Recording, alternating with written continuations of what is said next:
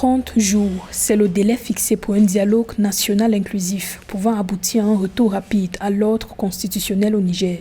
Dans un discours prononcé le 19 août 2023 sur la télévision nationale, le président du Conseil national pour la sauvegarde de la patrie, le général Abdourahmane Tiani, a indiqué que ce dialogue devrait déboucher notamment sur un délai de la transition ne dépassant pas 3 ans.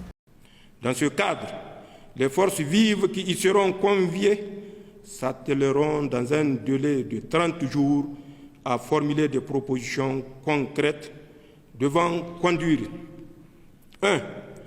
À définir les principes fondamentaux devant régir notre transition. 2. À définir la priorité de la transition dont la durée ne saurait aller au-delà de 3 ans. 3. À définir les priorités nationales durant la transition. 4. À appeler les valeurs fondamentales devant guider la refondation de la République. Dans son allocution, le général Abdourahmane Tiani est revenu sur les sanctions imposées par la CEDEAO depuis le 30 juillet 2023 et leur impact sans précédent sur le quotidien des Nigériens. Pour lui, ces sanctions ne visent pas un retour à l'ordre constitutionnel, mais plutôt une humiliation des nouveaux dirigeants du Niger.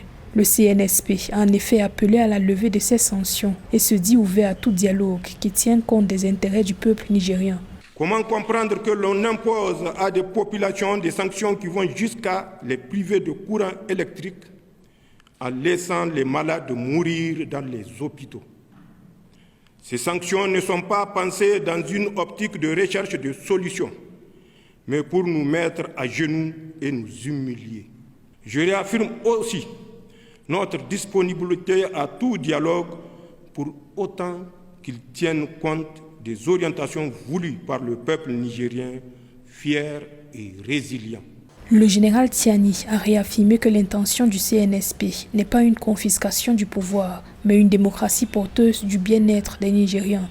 Alors que l'option militaire de la CEDEAO contre la junte nigérienne se précise, le CNSP réitère son désaccord quant à toute ingérence étrangère à travers ce qu'il qualifie d'agression militaire du Niger.